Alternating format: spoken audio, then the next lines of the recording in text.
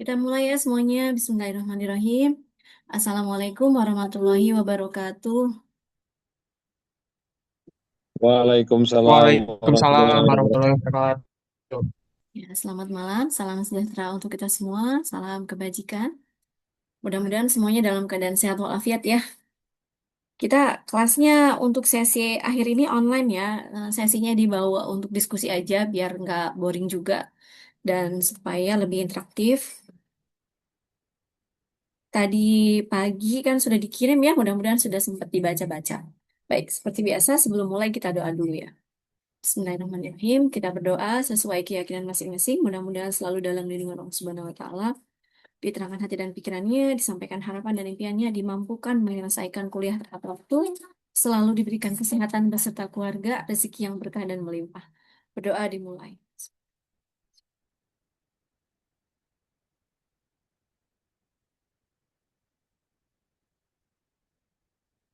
Berdoa selesai. Nah, ini kan kelasnya kita gabung ya supaya eh, sesi jam tambahan ini bisa lebih ramai ya, lebih seru. Nanti ada sesi diskusi. Sebelum masuk ke sesi diskusi, nah mungkin kita akan ulas dulu ya, ulas tentang slide yang sudah saya kirim untuk sesi 14 dulu ya, untuk yang 15 nanti di sesi keduanya. Pertemuan ke-14 kita ini tentang audit sistem informasi akuntansi. Baru kemarin kita ngomonginnya audit mulu ya kan. Nah, sesi 14 ini udah pada dibuka belum sesi 14-nya? Mudah-mudahan udah dilihat ya. Memang sesi-sesi akhir ini udah mulai mengerucut di bagaimana mengenali atau mengidentifikasi. Kemarin saya dapat insight waktu saya menghadiri sidang terbuka kakak kelas. Kebetulan dia itu adalah auditor di KAP Jojo. Dia cerita bahwa dia diajarkan oleh seniornya harus tahu yang gelap dulu. Setelah mengetahui sisi gelap, barulah bisa mengenali mana sisi yang abu-abu dan mana sisi yang putih. Nah, nanti habis gelap terbitlah terang ya. Artinya gini, kalau dia polos-polos aja, dia nggak bisa ngenalin trik-trik di selain itu. Tapi kalau dia sudah apa namanya sudah mulai bisa mengenali atau terbiasa dengan yang gelap, maka dia bisa meraba-raba atau mencari-cari area-area mana yang gray, yang gelap banget, gulita banget, atau yang justru terang benderang. Karena ini juga termasuk sesi kita yang eh, penutupan ya. Kalau kita selesai di dua sesi ini, berarti kita nanti di hari Rabu nggak usah ada pertemuan lagi ya. Dicukupkan sampai di sesi diskusi supaya lebih masuk materinya. Karena mungkin kalian bosen juga ya dengerin pemaparan aja dan saya yakin kalian itu sebenarnya sudah sangat hebat untuk bisa memahami sebuah pemaparan di semester ini. Nah, sebelum kita masuk ke materi hari ini, kita ingat-ingat dulu nih, kemarin-kemarin kita belajar tentang apa sih? Awal-awal kita belajar tentang konsep dasar sistem informasi akuntansi. Kemudian kita belajar bagaimana transaksi diperoleh, kemudian diproses menjadi informasi yang berguna bagi manajemen. Lalu kita belajar tentang siklus transaksi, mulai dari siklus pendapatan, pengeluaran, produksi, sampai penggajian. Lalu kita juga membahas tentang pengendalian intern, bagaimana sebuah perusahaan melindungi aset agar tidak disalahgunakan. Kemarin-kemarin kita udah masuk ke keamanan sistem informasi. Bagaimana data harus dijaga, kerahasiaannya, masih ingat ya CIA Riot ya, confidentiality, kemudian integritasnya, dan ketersediaannya. Kemudian masih baru banget, kemarin banget juga tentang phishing, ransomware, malware, social engineering, data diddling, masih ingat ya. Kalau sebuah perusahaan sudah punya sistem yang canggih, sudah pakai ERP, sudah pakai cloud, sudah pakai firewall, Bahkan dia sudah menerapkan MFA. Kemarin tuh apa tuh? Multifaktor authentication ya. Selain password ada OTP, ya kan? Apakah itu sudah aman? Coba kira-kira itu udah yakin aman belum?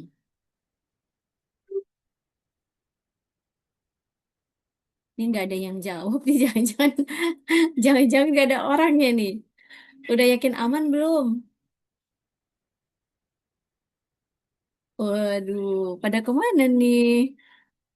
Ini ada 39 orang Hadir, Bu. hadir ya. Itu udah pasti aman belum, Bu aman. kalian? Siapa nih yang merespon? Rian sama tadi siapa yang bersuara? Rian dan Ya, Bu. Tripena itu, Bu. ya, belum tentu aman kan? Ya nggak? Karena teknologi yang Ya, canggih belum tentu digunakan dengan benar. Ya, bisa aja passwordnya diketahui banyak orang, bisa aja pegawainya tadi resign, tapi punya akses ke sistem, lupa nih orang dalam sistem orang yang apa sistem untuk mengakses data-data penting belum ditutup untuk orang yang resign tersebut, atau backupnya hanya dilakukan tapi nggak pernah dites backupnya udah benar atau belum, ya kan? Bisa aja laporan keuangannya rapi, tapi sebenarnya proses di belakangnya wah lemah gitu kan.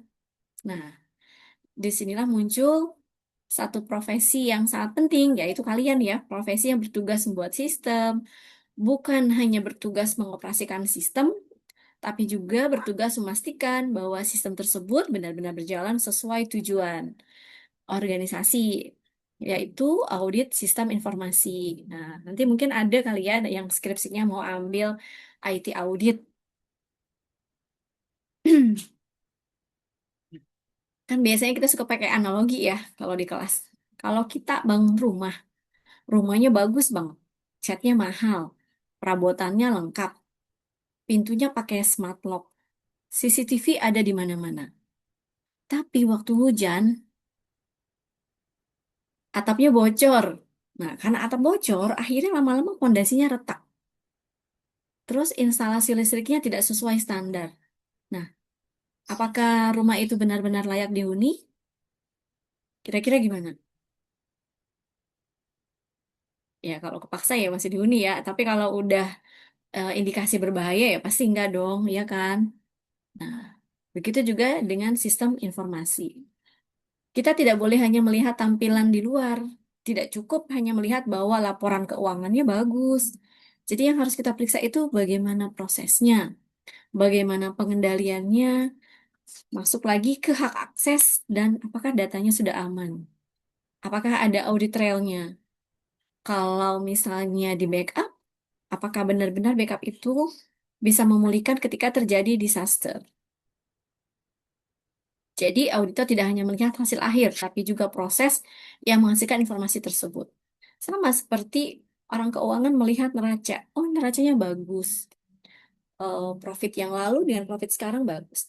Tapi apakah dia bisa melihat potensi ke depan dari neraca itu? Apakah aset yang dimilikinya, juga cash yang dimilikinya cukup untuk bertahan? Itu kan nanti lihat lagi cash holding dari perusahaan itu. Bisakah? Jadi bukan hanya lihat di permukaan.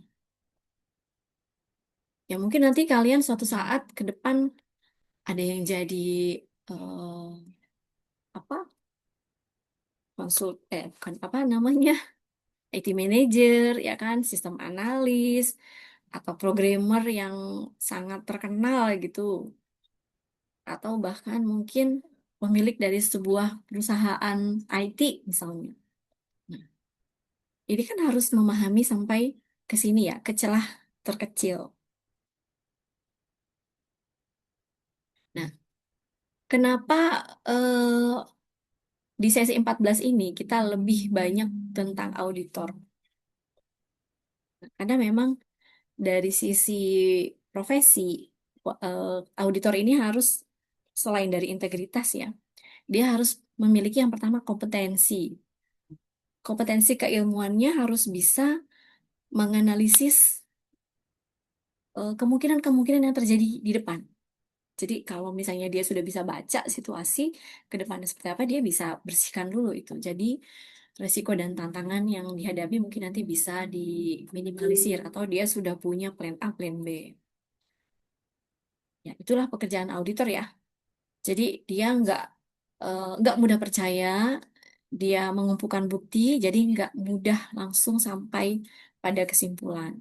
Karena dia tidak boleh menuduh, tidak boleh berasumsi, dia harus mencari fakta, mencari bukti, dan menganalisis resiko-resiko. Kemudian baru memberikan kesimpulan dan rekomendasi. Kalau misalnya, eh, bayangkan nih ya, kalian kan profesinya saat ini macam-macam nih. Tapi kemampuan atau keterampilan ini harus ada lah, walaupun mungkin nggak banyak ya. Karena kan setiap profesi ada kelebihannya, ada juga bobot dari setiap keterampilan atau kemampuan teknis dari berbagai disiplin ilmu itu harus ada ya, buat jadi bekal nanti. Apakah nanti jadi auditor sebuah bank, rumah sakit misalnya, atau bahkan mungkin kementerian. Audit IT ya, atau mungkin pakai jasa konsultan untuk IT auditnya. Tapi tetap aja kan pihak internalnya harus juga paham, jangan sampai dijelaskan dikasih rekomendasi, tapi juga tidak memahami apa yang di dalam. Nah, sebentar lagi kita akan berdiskusi kelompok, tapi saya ingin mengingatkan satu hal, diskusi ini bukan mencari jawaban yang paling tepat, juga bukan sekedar membaca slide. Ini terkait juga dengan mungkin dari pertanyaan-pertanyaan ini nanti muncul di UAS ya, kalau UTS lagi sih. Yang dicari adalah bukan jawaban iya atau tidak, tapi bagaimana argumentasinya dihantarkan. Nah, karena kan setiap persoalan kan kita tidak bisa menilai hitam dan putih, ya kan? Kadang-kadang ada area abu-abu yang mungkin harus diungkap. Jadi eh, kalian harus bisa menjawab kenapa masalah itu terjadi, apa penyebabnya, apa resikonya, bukti apa yang mendukung, dan bagaimana rekomendasi terbaik. Jadi argumentasi-argumentasi yang diperlukan. Baik, kita akan langsung ke sesi diskusi. Nah, diskusi ini kan akan dibagi jadi, karena ada kelas A dan kelas B, akan dibagi jadi 8 kelompok. Setiap kelas punya 4 kelompok kan? Nah, karena setiap kelas punya 4 kelompok, berarti eh, kita bagi dulu ya. Untuk pertanyaannya, saya akan share di sini aja, di chat Zoom. Sebentar. Bu, maaf Bu, di kelas B hanya ada 3 kelompok. Oh, di kelas B hanya ada 3 kelompok. Oh ya, baik. Terima kasih, Alma. Ya.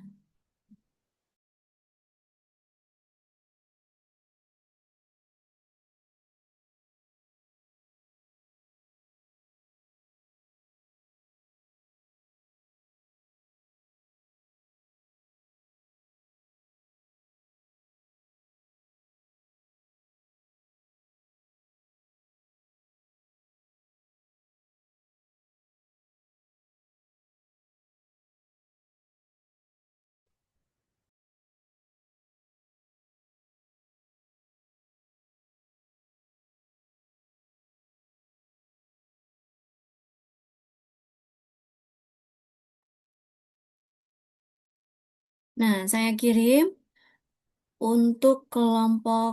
Jadi kita bagi aja ya. Jadi kelompok satu itu dari kelas A, kelompok 2 itu dari kelas B.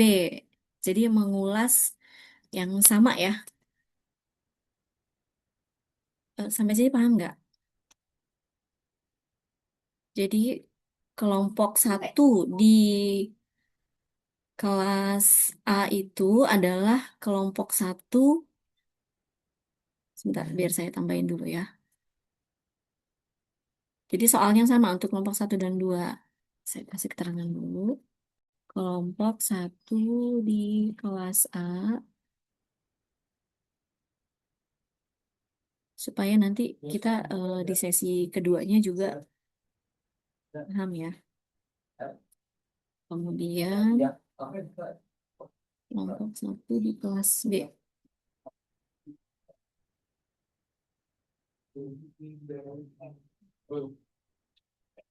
Kelihatan nggak?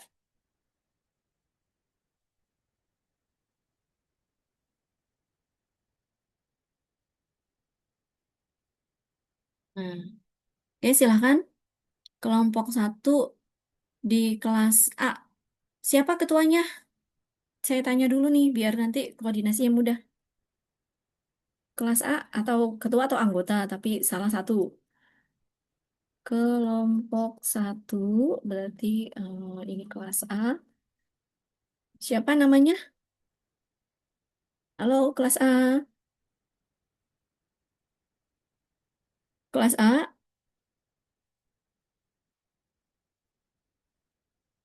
Kalau kelas B, kelompok satunya siapa, Alma?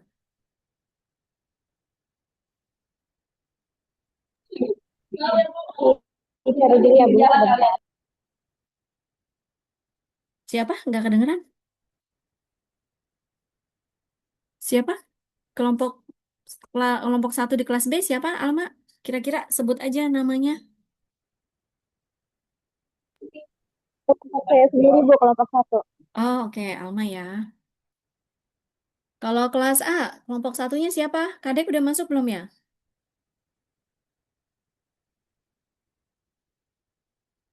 Kelas B, kelompok satunya siapa? Rian Febri, bukan? Atau Reza? Halo teman-teman, supaya diskusinya berjalan harus komunikatif ya. Kadek ada Sebentar kan? Bu, sedang dicari Bu. Oh, sedang dicari. Belum hafal ya.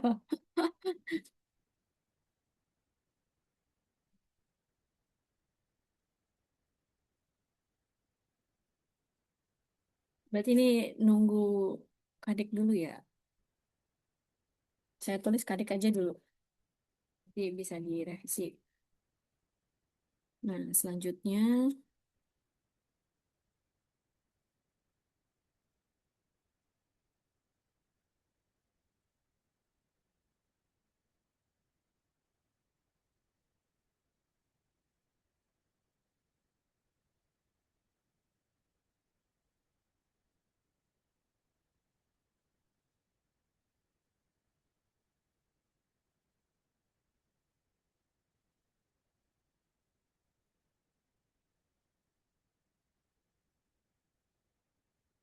Bu, izin bertanya, Bu. iya, kenapa? Silahkan. Ini untuk pengumpulan tugasnya bagaimana ya, Bu? Kita diskusi di sini ya. Kita diskusi di Zoom. Jadi kalian diskusi di ini aja dulu di apa namanya? Kalian kan bisa WA-an sama temen ya, sama temen kelompoknya. Jadi kalian punya grup sendiri kan?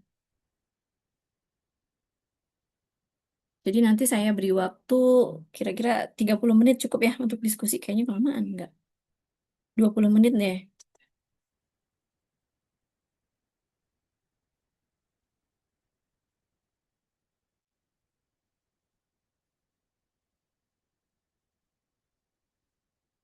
Kelompok. Yes.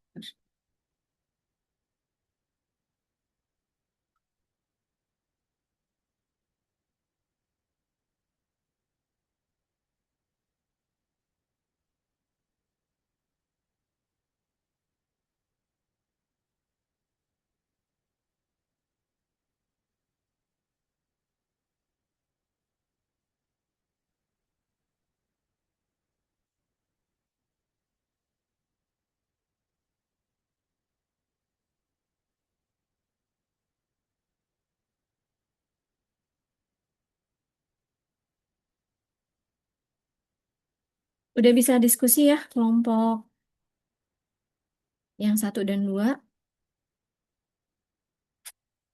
Bisa, Bu.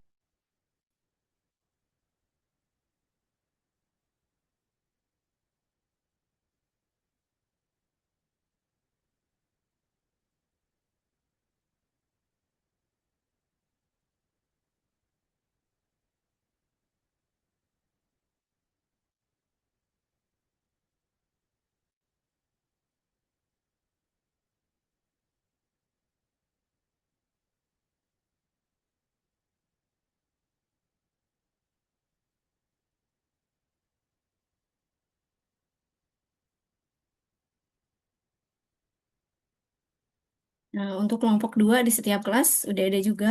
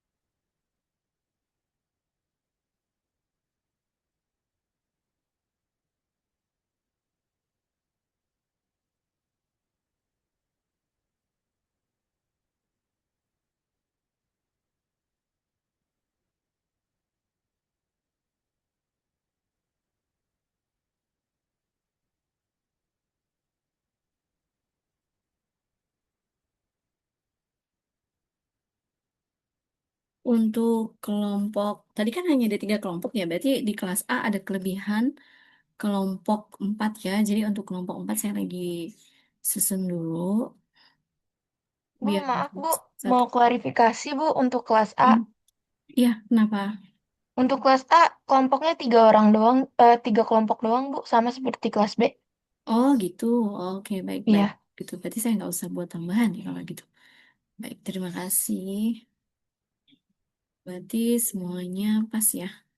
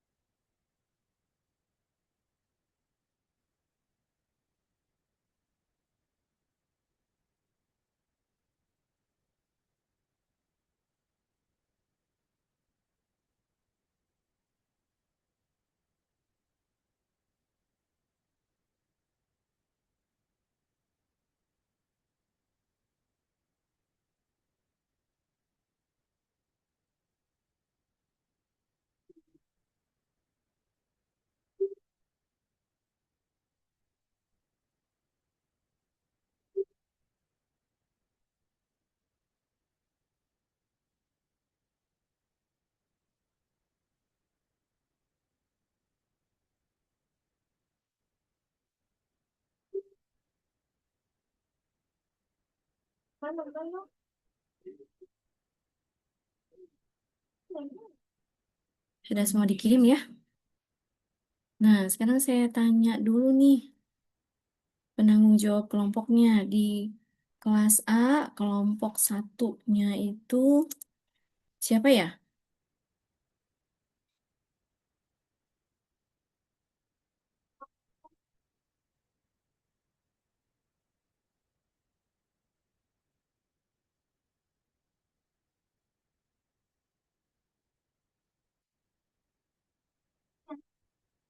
Izin, Bu. Iya, Kadek, Bu. Kelompok. Kadek. Oke, Kadek.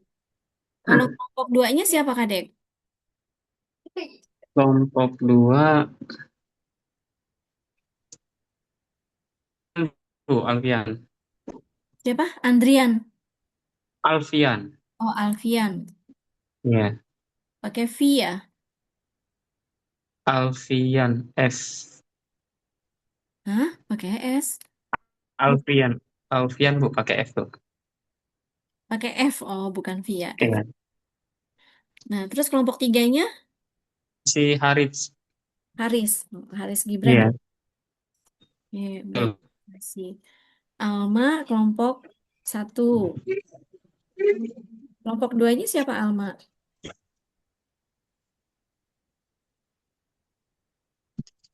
Alma kelompok duanya siapa? Lagi dicari dulu, Bu. Oh, Saya, Bu. siapa? Oh, kelompok duanya Rian ya? Oke. Kelompok tiganya,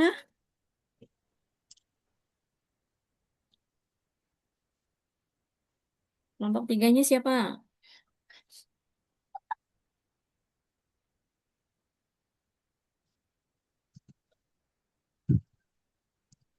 Siapa kelompok tiganya?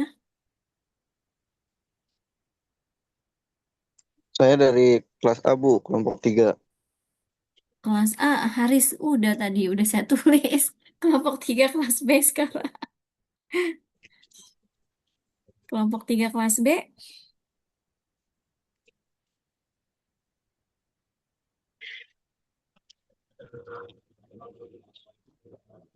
siapa kelas B?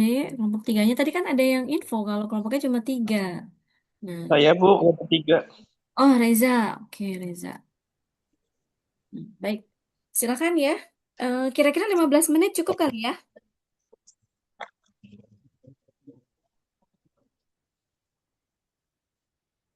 Oke, kita ini dulu ya. Diskusi nanti kita mulai setelah 15 menit dari sekarang. Selamat berdiskusi dulu.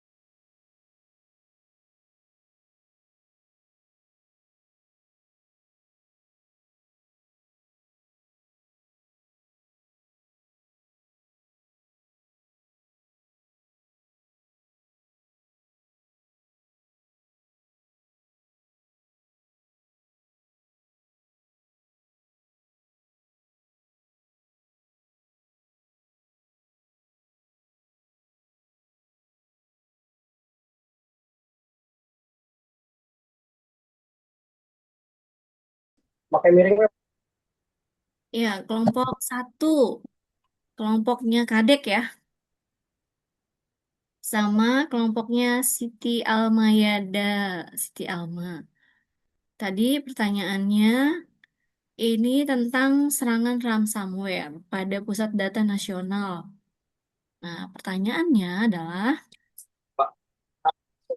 jika Anda menjadi auditor teknologi informasi, area pengendalian apa yang akan diaudit terlebih dahulu? Mengapa area tersebut menjadi prioritas? Yang kedua, berdasarkan konsep risk-based audit, klasifikasikan temuan yang kemungkinan muncul menjadi kritis, signifikan, dan atau minor beserta. Ayo, silakan grupnya Kadek bisa dimulai.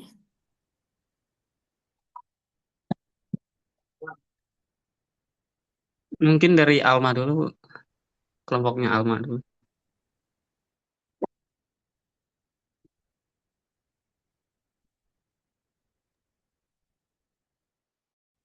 Izin Bu, kelompok satu dari kelas B.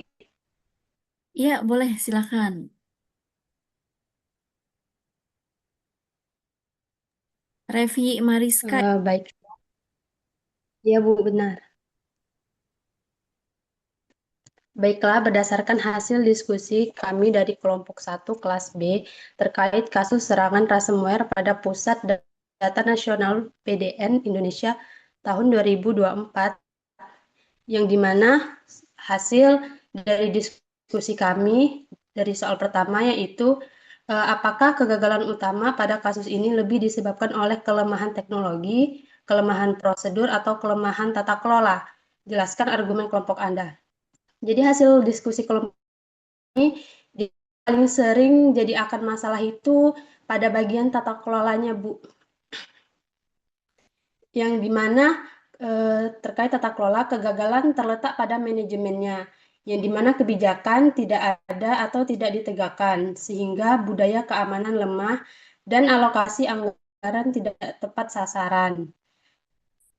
Teknologi dan prosedur hanya akan jalan jika ada tata kelola yang kuat. Seperti itu, Bu.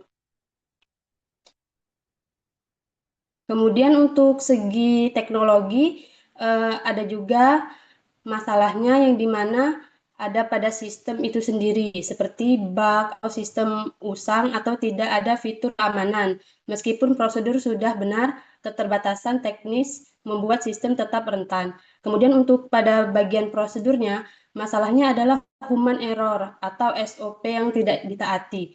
Teknologi canggih tidak berguna jika prosedur operasional seperti rutin atau pengecekan akses diabaikan atau tidak dijalankan. Seperti itu, Bu.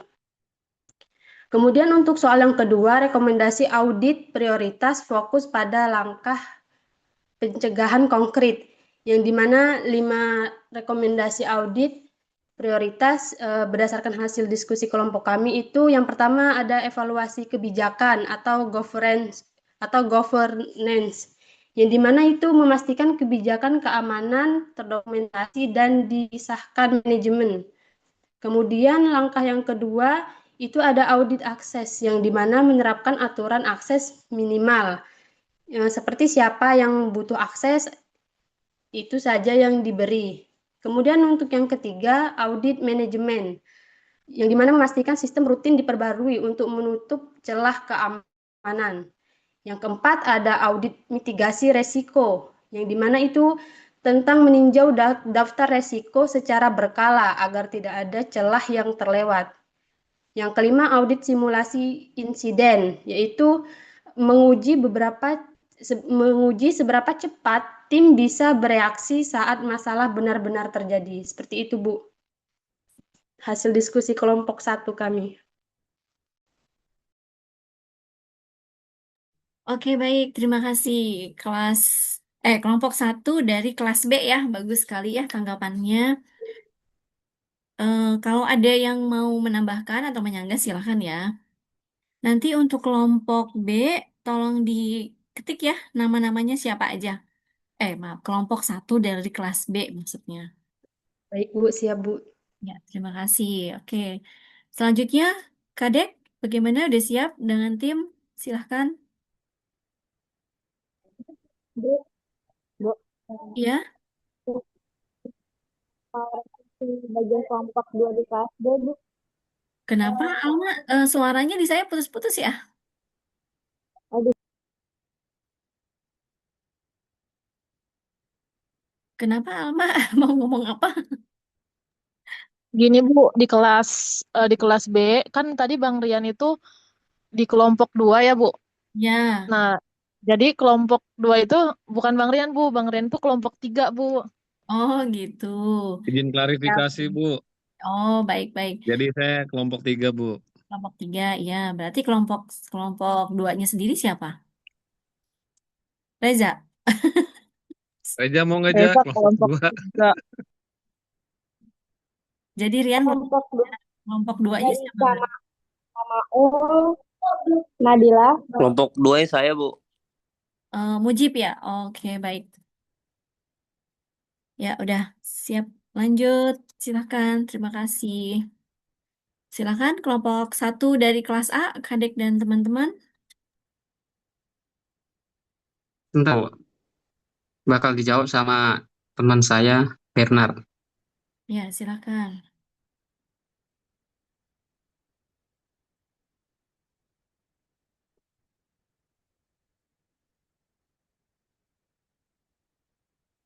Baik Ibu, hasil diskusi kami dari pertanyaan Ibu tadi tentang jika Anda menjadi auditor TI, area pengendalian apa yang akan diaudit terlebih dahulu? Mengapa area tersebut menjadi prioritas? Tentunya mohon maaf ya Ibu kalau suaranya agak berisik, soalnya saya lagi di luar Bu. Oke. Nah, menurut kelompok kami, jika kami menjadi auditor TI dan area pengendalian apa yang akan diaudit terlebih dahulu dan mengapa area tersebut menjadi prioritas? Yang pertama itu backup dan disaster recovery. Karena serangan ransomware menyebabkan data dan layanan dapat diakses sehingga keberadaan backup jadi faktor paling penting. Lalu kita sebagai auditor harus memastikan apakah backup dilakukan secara rutin, tersimpan secara terpisah, dan serta apakah proses pemulihan pernah diuji. Jika backup gagal atau tidak tersedia, dampak bisnis dan layanan publik menjadi sangat besar. Yang kedua, manajemen keamanan akses. Kenapa manajemen keamanan akses itu juga penting? Karena auditor perlu menelusuri bagaimana penyerangan memperoleh akses awal dan pemeriksaan meliputi penggunaan hak akses administrator, penerapan multi-factor authentication serta prinsip least privilege. Dan yang ketiga itu manajemen kerentanan dan patch management. Karena biasanya serangan ransomware memanfaatkan sistem yang belum diperbarui dan auditor juga harus memastikan proses identifikasi penilaian dan penanganan kerentanan secara berkala.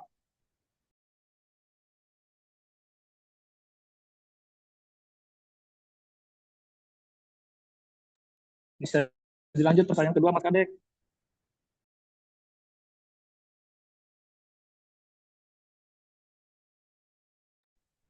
Ya, oke. Pertanyaan keduanya. Silakan kelompok 1 dari kelas A.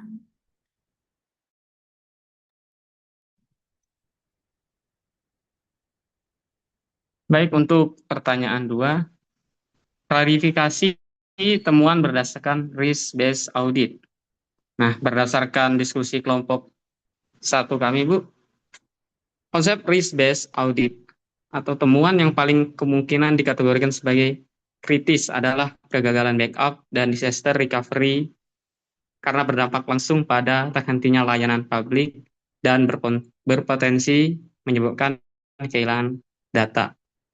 Temuan signifikan dapat berupa kelemahan dalam pengelolaan patch keamanan, kontrol akses pengguna, atau sistem monitoring yang membuat serangan lebih mudah terjadi. Nah, meskipun dampaknya masih dapat dikurangi apabila segera diperbaiki. Sementara itu, temuan minor meliputi dokumentasi prosedur yang belum lengkap, pelatihan keamanan yang rutin, atau administrasi keamanan yang kurang diperbarui. Nah, temuan ini tidak secara langsung menyebabkan insiden, tetapi tetap perlu diperbaiki agar tata kelola keamanan informasi menjadi lebih baik dan mampu mencegah resiko di masa mendatang. Baik, itu pemaparan dari kelompok 1.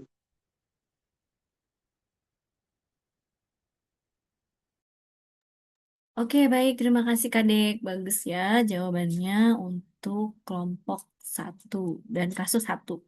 Baik, terima kasih untuk kelompok 1 dari kelas A dan B. Kita lanjutkan ke kelompok berikutnya dengan kasus kedua. Silahkan.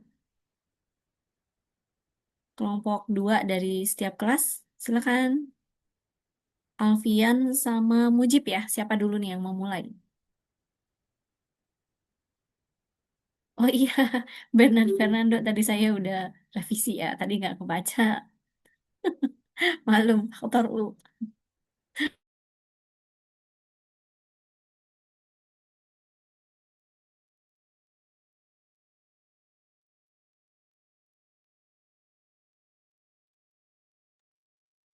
Ayo ini siapa dulu? Kelompok Alfian dulu atau Mujib dulu?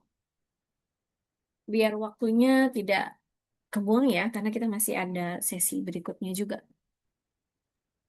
Saya dulu, Bu. Oke, kelompok dari kelas B ya, Mujib. Silahkan, Mujib Rianto. Hasil riset dari kelompok kami, kalau saya menjadi CISO, prioritas utama adalah memperketat akses ke data pelanggan. Setiap karyawan hanya boleh membuka data sesuai tugasnya. Misalnya, contoh staf customer service. Jadi, dia bisa melihat data yang diperlukan untuk melayani pelanggan. Nah, sedangkan akses penuh ke database hanya diberikan kepada pihak tertentu. Contohnya seperti kayak admin atau staff. Selain itu, saya akan menerapkan password verifikasi 2 langkah, Bu. Jadi di sini ada enkripsi data pelanggan, firewall, antivirus, dan update sistem secara rutin. Sistem juga perlu dipantau agar aktivitas yang mencurigakan bisa cepat diketahui sebelum menyebabkan kebocoran lebih besar.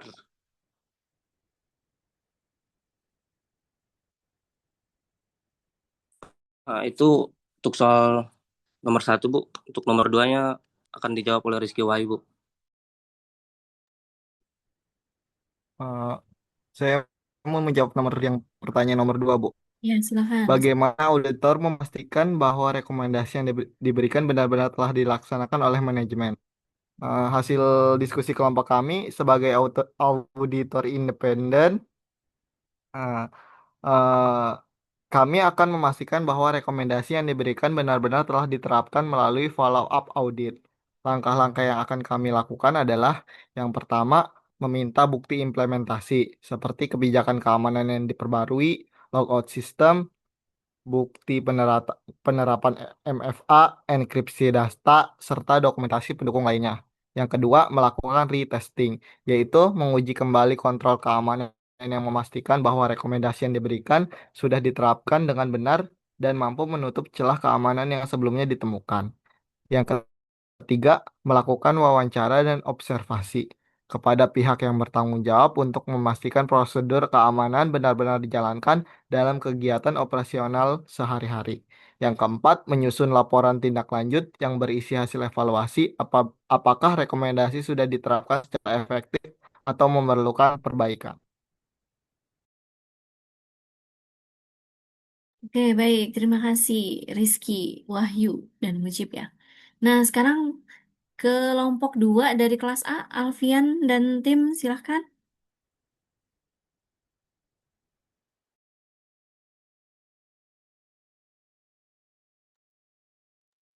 Selamat malam, Bu. Izin menjawab.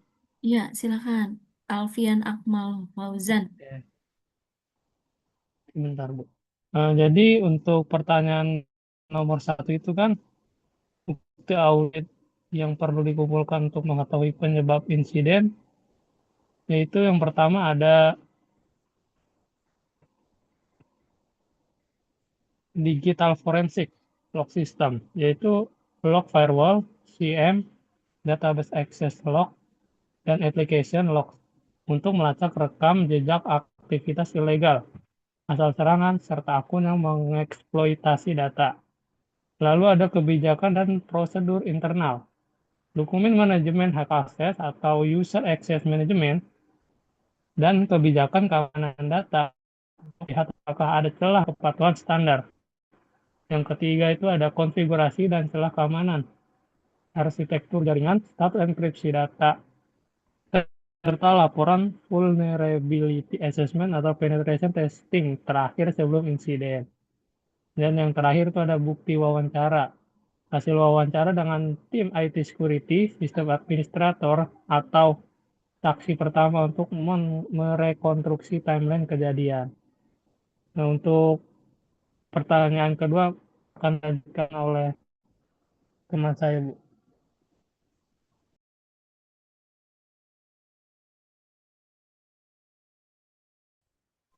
Baik, Bu, untuk pertanyaan kedua, yaitu menurut kelompok Anda, apakah perusahaan masih layak dikatakan memiliki pengendalian TI yang baik jika kebocoran data sudah terjadi? Jadi jawabannya tidak layak minimal saat insiden terjadi. Penjelasannya, dalam audit TI ada 3 lapis pengendalian. Yang pertama, preventif atau mencegah. Yang kedua, ada detektif atau mendeteksi. Yang ketiga, ada korektif. Fakta bahwa data sampai bocor keluar berarti lapisan preventifnya gagal. Padahal prinsip paling besar dari keamanan data adalah menjaga kerahasiaan atau confidentiality pelanggan. Kalau tembok dasarnya saja jebol, sulit disebut sistemnya sehat. Tapi ada catatan penting, yaitu kualitas tata kelola TI perusahaan tetap bisa diselamatkan sebagian. Jika, yang pertama, kebocoran cepat terdeteksi atau bukan baru ketahuan setelah dijual di dark web berbulan-bulan. Yang kedua, perusahaan transparan memberitahu pelanggan. Dan yang terakhir, ada tindakan konkret pasca insiden atau audit menyeluruh ganti arsitektur dan training karyawan.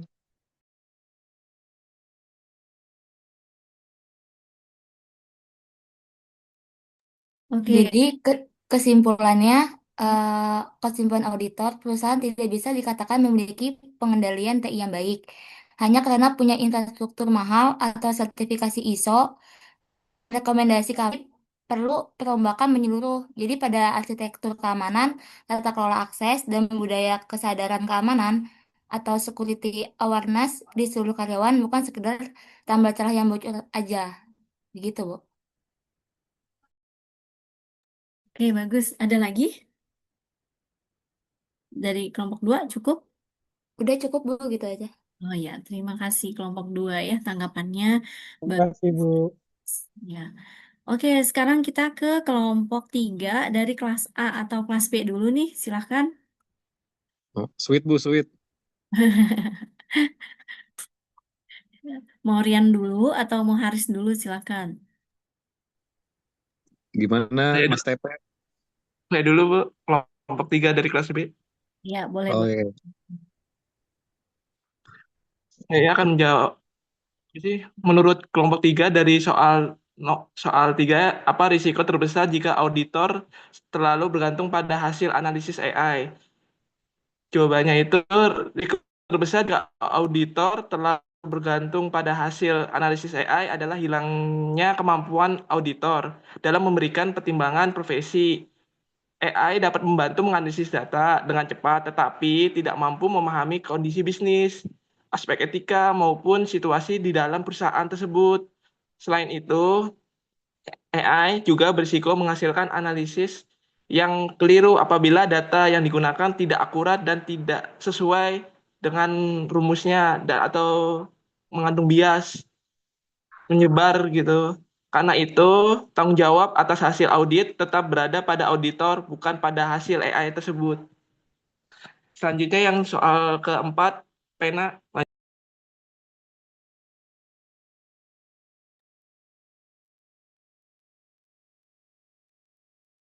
Mau nambahin ya Bu. Intinya tadi yang dibilang Reja itu kalau terlalu bergantung pada AI itu Bu, biasanya orang skeptisnya itu pudar Bu.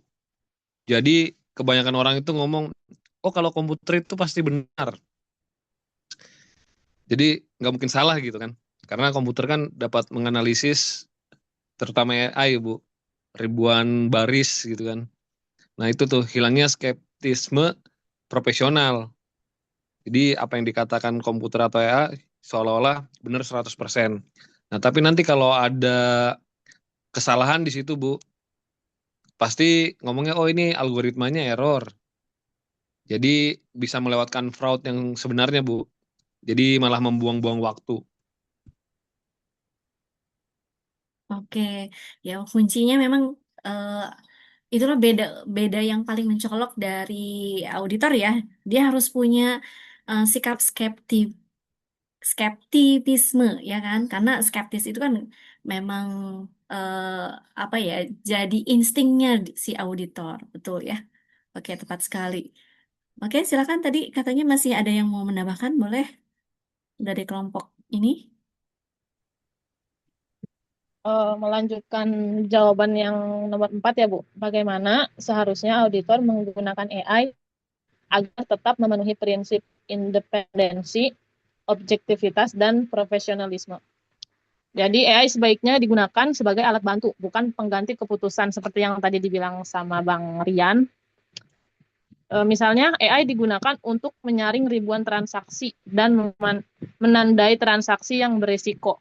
Setelah itu, auditor tetap memeriksa bukti pendukung dan melakukan analisis sendiri sebelum menyimpulkan hasil audit. Seperti itu, Bu. Ya, baik, kelompok 3 dari kelas B. Masih ada lagi? Sudah? Sudah Reja ya. mau nambahin lagi nggak, Reja? Tidak ada. Oh, PJ aman. baik.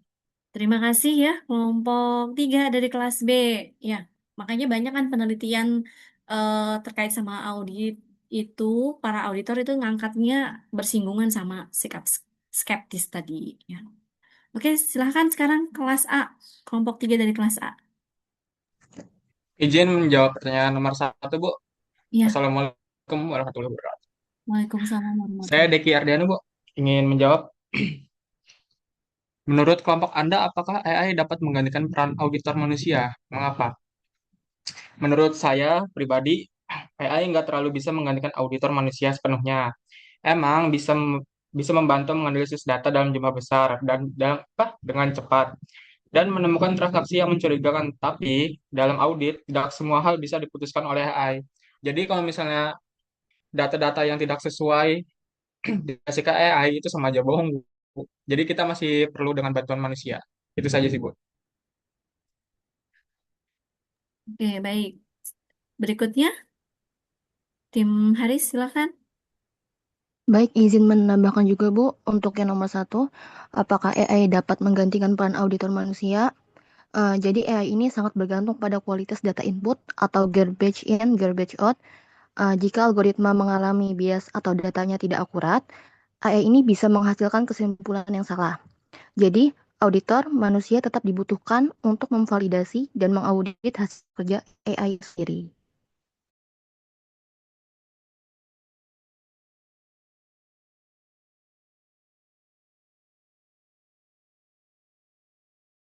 Oke, ada lagi dari kelompok 1? Cukup?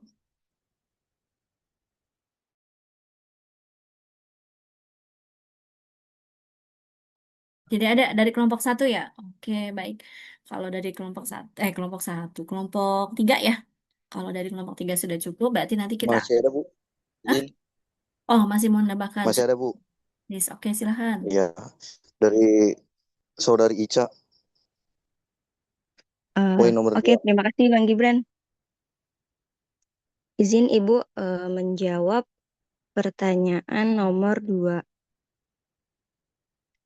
Pertanyaannya, manfaat terbesar penggunaan AI dalam audit sistem informasi dibandingkan metode konvensional. Jadi hasil diskusi dari kelompok 3 kelas 6A, kerja manual itu kalau kita pakai cara konvensional, waktu kita itu habis sebagai auditor itu habis duluan buat hal-hal teknis. Contohnya itu nyocokin nota, cek typo, baca kontrak ratusan halaman. Jadi waktu kita tuh habis, energi juga pasti habis. Tapi kalau kita manfaatin menggunakan AI, Urusan input dan sortir data tuh beres seketika. AI bisa baca ribuan dokumen dalam hitungan detik. Jadi energi dan waktu kita bisa dialokasikan buat hal yang benar-benar butuh human touch. Misalnya analisis resiko, mikirin solusi, dan brainstorming bareng pihak manajemen. Jadi kerjaan kita jauh lebih bernilai. Itu Bu. Itu saja Bu. Terima kasih Bu. Ya, izin menambahkan Bu, pada inti dari penjelasan kelompok kami bisa mendapatkan kesimpulan Bu, bahwasannya AI ini adalah asisten pintar, bukan bos baru. Jadi bisa dibayangkan dengan teman-teman semua, jika AI ini seperti kalkulator yang cukup canggih atau alat bantu kerja yang sangat cepat, maka dari itu AI ini bukan pengganti manusia, tapi asisten yang kita gunakan untuk mempermudah pekerjaan kita. Dari beberapa penjelasan tadi sudah mendapatkan kesimpulan, Bu. Kami semua menyimpulkan bahwa kenapa bukan pengganti. AI ini memang dibentuk dan dibuat dalam hitungan-hitungan dan juga bisa menemukan pola-pola di antara tumpukan-tumpukan data yang cukup banyak, dan ini bisa membantu manusia yang tadinya menggunakan pekerjaan konvensional. Dengan adanya AI bisa menjadi lebih mudah dalam memfiltering atau men-screening data-data yang cukup banyak. Dari peran AI sendiri memang memiliki tugas pekerjaan yang cukup berat dan juga bisa menyita waktu lama ketika masih menggunakan pekerjaan konvensional atau masih menggunakan tenaga manusia. Dan peran auditor atau manusia, si pengendali, ini memang menjadi otak di balik layar. Jadi AI tidak mampu bekerja maksimal ketika otak atau auditor tidak bisa mengendalikannya. Jadi kesimpulannya adalah AI ini adalah alat bantu yang memperkuat kemampuan auditor atau manusia yang nantinya bisa mempermudah, mempercepat, dan mempertajam kualitas pekerjaan manusia sampai menemukan keputusan akhir yang nantinya bisa mempertimbangkan dengan matang dan tanggung jawab etis tetap ada di tangan manusia. Cukup sekian Ibu yang bisa kami paparkan. Terima kasih. Oke, terima kasih kelompok 3 dari kelas A ya. Bagus-bagus ya tanggapannya. Baik, kita sampai di, karena sesi kita ada 2 dan kita sudah di penghujung sesi ya. Jadi kita cukupkan untuk sesi ini. Nah, sebagai penutup di sesi pertama ini, nah memang tanggapannya tadi bagus-bagus ya, keren-keren. Dan kalian ini saat ini hidup di generasi yang luar biasa ya. Generasi yang bekerja berdampingan dengan AI, ya kan? Kemudian ada teknologi-teknologi ini ya, bahkan mungkin ada yang belum sepenuhnya kita kenal, mungkin nanti baru muncul 5 atau 10 tahun ke depan, ya kan? Nah, tapi ada 3 hal yang saya harap tidak pernah berubah, yaitu rasa ingin terus belajar, integritas dalam bekerja, keberanian untuk bertanggung jawab atas setiap keputusan yang diambil, dan karena dunia kerja juga tidak hanya membutuhkan orang yang paling pintar ya menggunakan teknologi, tapi juga orang yang dapat dipercaya untuk menjaga data, menjaga sistem, dan menjaga kepentingan organisasi. Seperti kemarin yang kita singgung ya tentang etika, ya kan, etika kerja, etos kerja. Nah, teknologi dapat mempercepat pekerjaan manusia, tadi benar ya, yang terakhir tadi disampaikan Gibran, tapi hanya karakter ya yang dapat menjaga kepercayaan manusia. Data itu aset, teknologi juga adalah alat, tapi kepercayaan adalah fondasi dari setiap sistem informasi yang baik. Nah, AI dapat membantu kita menemukan jawaban, tapi integritas manusia yang menentukan apakah jawaban itu digunakan untuk kebaikan atau sebaliknya. Baik, terima kasih untuk sesi ke-1 kita sing ya. Nah, sekarang kita masuk ke sesi kedua ya. Nah, sesi kedua kita itu mudah-mudahan sudah sambil kalian lihat-lihat ya yang sudah saya kirim tadi, karena nanti bahan diskusi kita juga dari situ. Sesi kedua ini sesi 15, berarti kan merupakan sesi penutup ya. Kita sudah belajar apa itu sistem informasi akuntansi, siklus bisnis, ya kan, pengendalian internal, sampai keamanan sistem informasi dan audit sistem informasi. Nah, Kalau misalnya nih ada orang yang ngasih kalian, eh, misalnya ya ngasih 5 miliar gitu ya kan. Terus minta dibuatin sistem informasi akuntansi yang baik. Nah, apa kalian bisa langsung buat itu? Bisa langsung buat nggak? Nih saya kasih nih 5M, tolong buatin sistem informasi akuntansi. Bisa nggak? Bisa, Bu. Bisa Bu, bisa. Percaya diri sekali.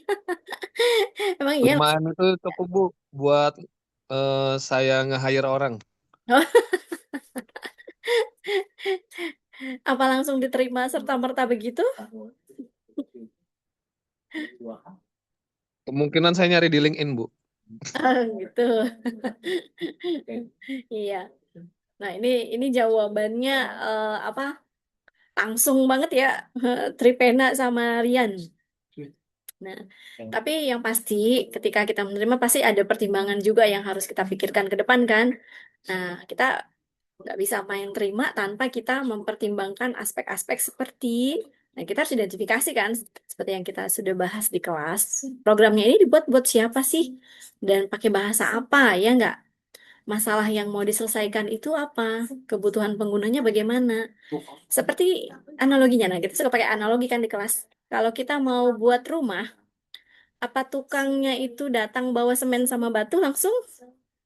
Ada nggak yang tukang datang langsung bawa semen sama batu? Enggak Bu. Nggak ada kan? Nah, biasanya yang pertama dilakukan adalah bertanya kepada pemilik rumah ya. Rumahnya buat siapa? Anggotanya berapa? Mau dibuat berapa kamar? Atau bahkan mungkin sampai ke anggarannya berapa gitu ya, sampai kalkulasi kan. Kemudian lahannya apa cukup? Lalu dibuat gambar, hitung biayanya. Nah, barulah mulai dibangun kan. Nah, kalau tidak seperti itu kan nanti pondasinya bisa salah ya kan. Kalau pondasinya salah, rumahnya bisa roboh. Kalau analisis kebutuhannya juga salah, sistemnya juga akan gagal. Nah, fakta menarik ya kan. Eh, Banyak penelitian internasional dan banyak juga ya proyek-proyek sistem informasi yang gagal bukan karena programnya jelek, tapi karena kebutuhan penggunanya tidak dipahami. Nah, ini yang kita ulas di awal ya pada saat proses bisnis ya, identifikasi kebutuhan kan. Komunikasi yang buruk, penggunanya tidak dilibatkan. Mau dari misalnya hanya sampai middle management, sedangkan end usernya nggak ngerti. Akhirnya pada saat testing banyak masalah. Nah, atau manajemennya tidak mendukung perubahan karena merasa tidak siap, sudah nyaman dengan yang ada. Jadi masalah terbesarnya bukan pada teknologi, tapi berada pada manusia dan proses bisnisnya. Sekarang kalau kita hubungin sama dunia nyata, kita pasti kenal dong Tokopedia, Shopee, BCA atau Gojek, ya kan? Mereka mampu beradaptasi, mampu berinovasi. Pelanggan jarang yang pindah kompetitor ya, karena memang mereka sudah menyediakan berbagai fitur yang siap bersaing. Nah, kalau kita hubungkan ke sini, berarti nanti ini apa mengulik-ngulik masuk lagi kita ke SDLC. Nah, ini kan kita udah pernah ulas ya. Nah, di sesi terakhir ini kita bedah lagi. Jadi SDLC ini seperti apa? Peta perjalanan dalam membangun sebuah sistem. Mulai dari bagaimana memahami masalah, mengumpulkan kebutuhan, desain solusi, uji, implementasi. Ya kan? Kemarin tuh ada berapa tahap? Ada 5 ya. Nah, baik kita tidak berpanjang lebar, kita langsung masuk aja nih ke tugas kalian ya. Seperti tadi aja kelompoknya ya. Jadi nanti tugas kalian itu harus bisa menjelaskan mengapa satu metode itu dipilih, apa risikonya, bagaimana strateginya, apa tantangan terbesar, dan bagaimana memastikan bahwa program atau proyek tersebut berhasil. Ya. Jadi membangun sistem informasi ini bukan tentang membuat software, tapi tentang menyelesaikan masalah organisasi. Sebentar, saya bagi dulu ya soalnya.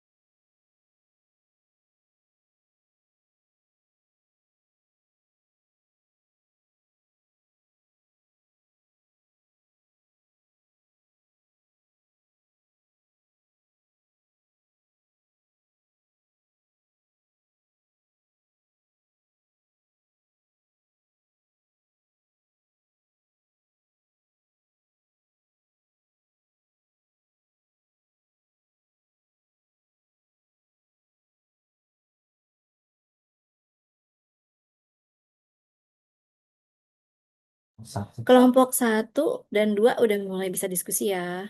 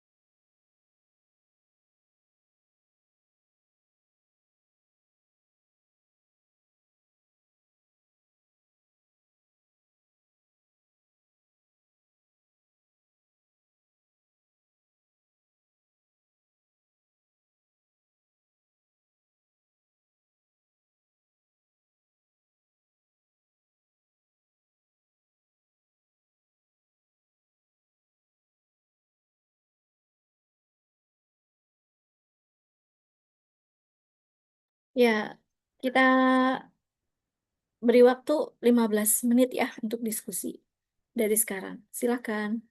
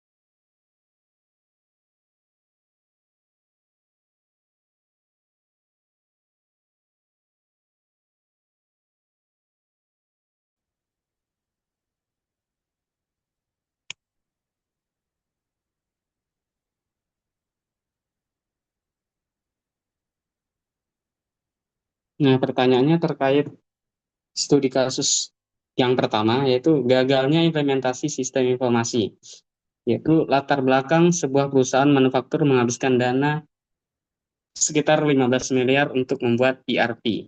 Nah, setelah selesai, pegawai tetap menggunakan Excel. Kemudian data tidak lengkap, banyak modul yang tidak digunakan, proyek akhirnya dihentikan, perusahaan mengalami kerugian besar. Nah, berdasarkan diskusi kelompok kami, Bu, kelompok 1, nah, menurut kelompok Anda, mengapa banyak proyek pengembangan sistem gagal meskipun menggunakan teknologi yang canggih? Dan yang kedua, faktor mana yang paling menentukan keberhasilan implementasi teknologi, manusia atau manajemennya? Akan disambung sama teman saya, Bu, untuk menjawab pertanyaan dan hasil diskusi kami tadi. Silakan, Pak Kosasi, dilanjutkan.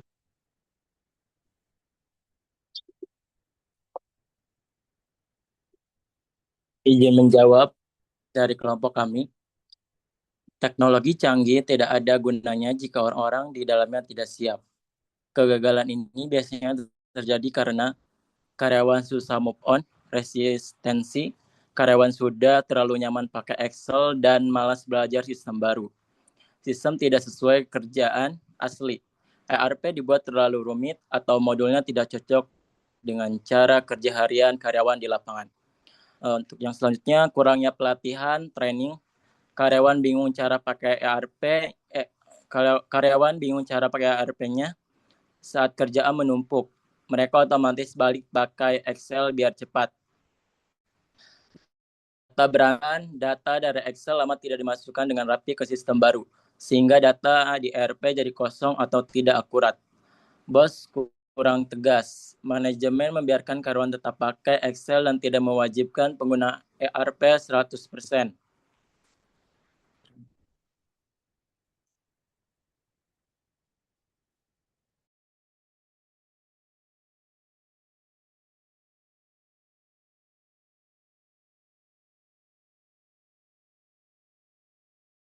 Ya, selanjutnya masih disambung.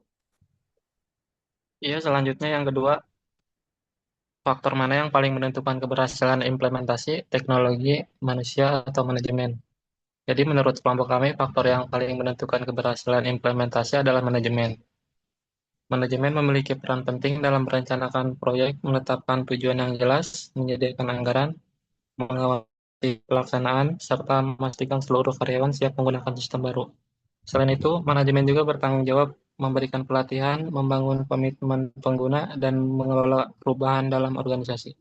Teknologi yang baik dan sumber daya manusia yang kompeten tidak akan menghasilkan implementasi yang sukses tanpa dukungan dan kepemimpinan manajemen yang kuat. Sekian dari kelompok kami, Bu. Terima kasih. Ya, terima kasih kelompok Kadek. Ini akhirnya mengerucut pada manajemen atau tata kelola ya berarti. Oke, silakan. Berikutnya dari kelompok Bu, maaf, ya, saya mungkin sedikit menyimpulkan dari jawaban dari teman-teman saya di kelompok 1 tadi. boleh, silakan. Mungkin secara sistem canggih apapun tidak akan pernah bisa berjalan jika dibenturkan dengan manajemen yang buruk dan SDM yang menolak untuk berubah. Saya pernah mendapatkan contoh seperti ini sih, Bu, di dalam dunia pekerjaan. eh yang darinya tadi menggunakan aplikasi di akunting dirubah menjadi ke Akuret, yang di mana manajemen kami tuh sangat buruk. Yang hasilnya ya kita sebagian mengarah ke aplikasi CB ini, soalnya kita udah nyaman. Terus tiba-tiba tanpa ada omongan bahwa ada pembelajaran terlebih dahulu, tiba-tiba udah ganti sistem. Sedangkan inputan harus tetap berjalan, semua pekerjaan harus berjalan. Jadi di mana satu hari itu benar-benar pekerjaan semuanya terhenti karena kebingungan dari penggunaan sistem ini. Dan jadi akhirnya kita membutuhkan satu hari untuk belajar kembali. Ya mungkin sepengalaman saya itu ya jawabannya ya karena manajemen buruk. Bisa dicontohkan aja kayak misalnya ibaratnya nih kita membeli mobil Ferrari, tapi si supirnya itu nggak bisa nyetir, kemudian jalannya juga rusak. Ya, jadi mobil Ferrari ini yang secanggih itu, yang apa? Dia tuh jadinya nggak bisa bawa kita kemana-mana gitu. Yang harusnya bisa dibawa cepat, bisa disombongkan karena kecanggihannya. Tapi karena si supirnya nggak bisa bawa, ya otomatis jadi sia-sia aja gitu. Teknologi tersebut udah mahal-mahal beli. Contohnya tersebut kan udah mahal-mahal nih biayanya sampai mengeluarkan 15 M. Tapi karena si supirnya nggak bisa, yang mau gimana dong jadinya si apa teknologi tersebut nggak bisa kita gunain. Mungkin kesimpulannya seperti itu sih teman-teman. Terima kasih. Terima kasih Devi. Jadi sia-sia ya teknologi secanggih apapun kalau memang tidak siap dan terutama proses migrasinya ya. Itu jadi double kerjaan ya. Ke sistem lama masih harus. Betul sekali Bu, itu menjadi pekerjaan double buat kami. Oke, baik. Terima kasih Devi. Ada lagi dari kelompok satu, kelas B, kelas A. Kalau tidak ada, lanjut ke kelas B. Silahkan.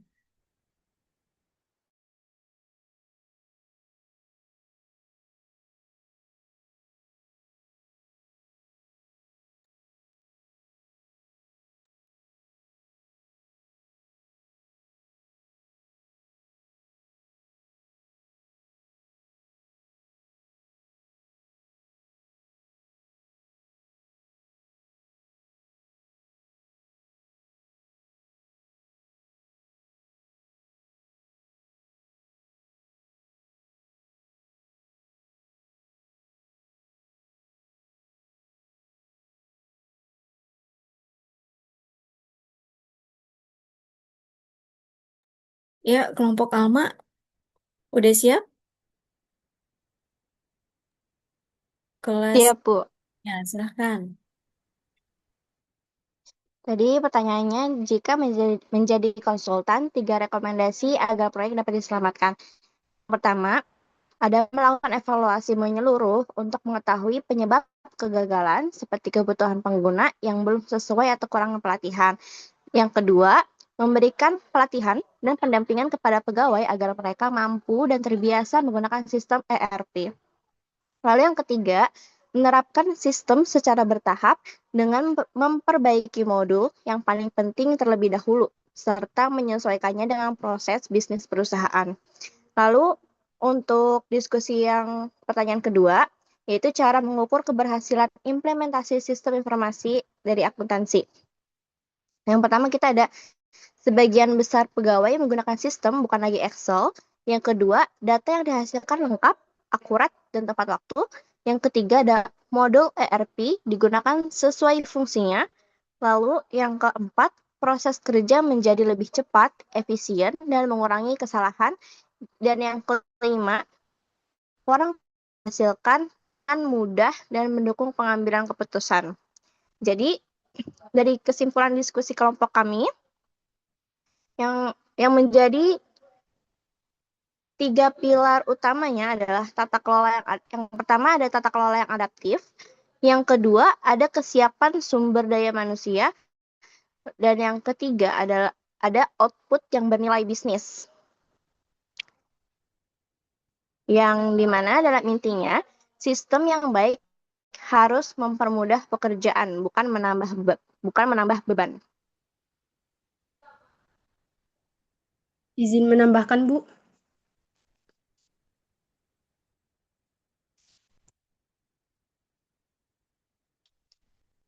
Izin menambahkan, Bu, untuk hasil diskusi kelompok kami, Saya tadi keberhasilan implementasi sistem informasi akuntansi tidak hanya ditentukan oleh teknologi, tetapi juga untuk kesiapan pengguna, pelatihan yang memadai, dan penerapan yang sesuai dengan kebutuhan perusahaan, dengan evaluasi yang tepat, pendampingan kepada pegawai, dan implementasi secara bertahap. Proyek ERP memiliki peluang lebih besar untuk berhasil serta memberikan manfaat bagi perusahaan.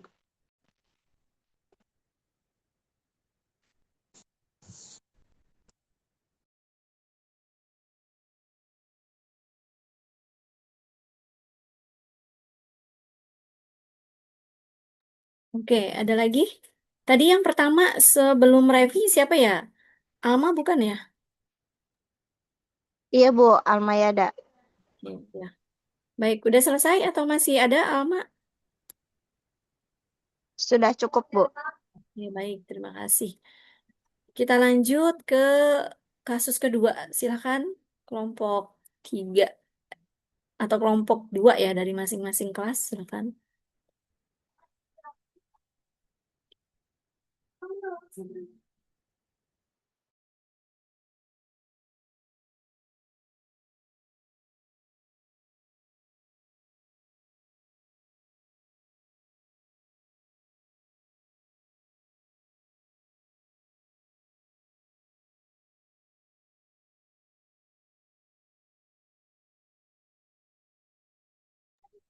Kelompok siapa dulu? Mau kelompok Mujib dulu atau mau kelompok Alfian?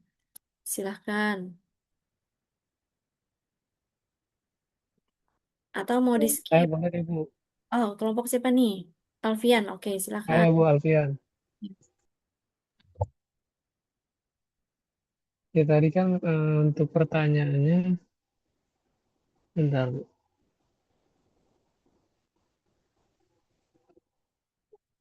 Jadi persoalan pertama itu tentang membangun sistem baru atau memperbaiki sistem lama. Jawabannya adalah perusahaan itu harus membangun sistem baru berbasis cloud dan meninggalkan sistem lama Excel. Alasan utamanya yaitu bahwa keterbatasan teknik Excel. Jadi Excel itu bukanlah suatu basis data atau database terpusat. Excel tidak dirancang untuk melakukan sinkronisasi data secara otomatis dan real time di antara 12 cabang yang tersebar secara geografis. Yang kedua, akar masalah solutif, yaitu masalah selisih stok, hilangnya barang, dan keterlambatan laporan bersumber dari sifat Excel yang manual dan terfragmentasi atau terpisah-pisah. Memperbaiki Excel, meski menggunakan rumus canggih, tetap tidak akan menyelesaikan masalah integrasi multi cabang. Dan yang terakhir itu adalah kebutuhan owner, yaitu untuk mengetahui keuntungan per cabang secara akurat di satu sistem terintegrasi atau single source of truth agar data dari 12 cabang langsung bermuara ke satu dashboard yang sama. Nah, untuk pertanyaan kedua akan dilanjutkan oleh Saudara Bagas, Bu.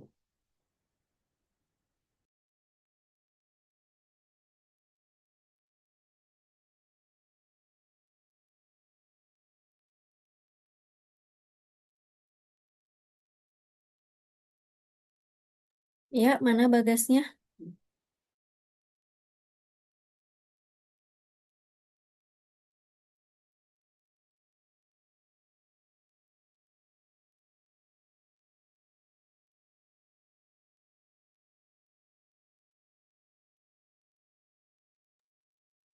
Ada nggak Bagasnya?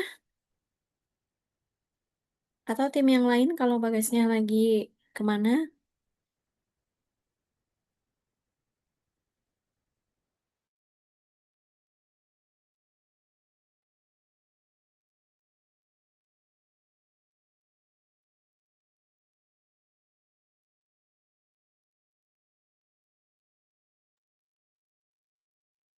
Alfian?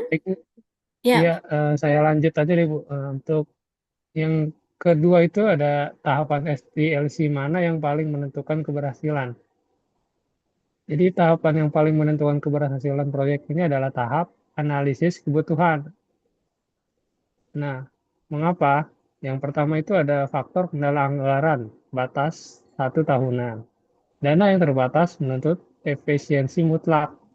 Jika tahap analisis kebutuhan gagal, mengidentifikasi apa yang benar-benar dibutuhkan oleh ke-12 cabang, perusahaan akan membuang waktu dan biaya untuk membangun fitur yang salah atau tidak berguna. Dan yang terakhir itu ada fondasi solusi masalah. Pada tahap inilah salah kecurangan atau penyebab kehilangan stok dan alur kerja di lapangan dibedah. Kegagalan memahami proses bisnis kuliner di tahap ini akan membuat sistem baru yang dihasilkan nantinya tetap tidak ramah pengguna atau user friendly. bagi staf cabang, sehingga sistem terancam tidak terpakai. Sekian Bu, terima kasih. Iya, baik. Terima kasih Alfian. Diborong ya. Timnya Alfian nih. Ya udah, lanjut ke kelompoknya Mujib. Silakan.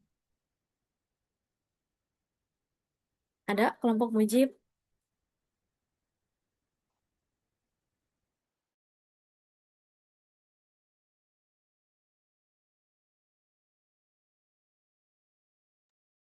Mujib, mana nih kelompoknya?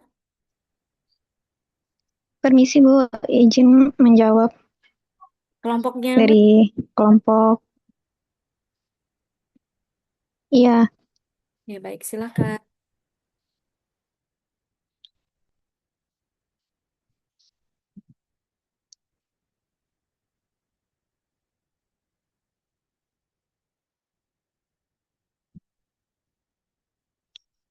tadi pertanyaan pertama,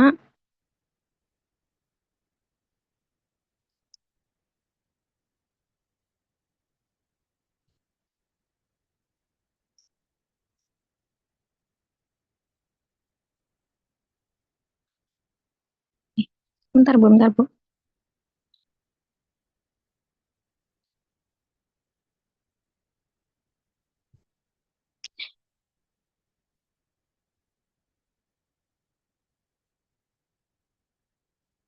Tadi pertanyaan pertamanya, menurut kelompok Anda, apakah perusahaan harus membangun sistem baru atau memperbaiki sistem lama?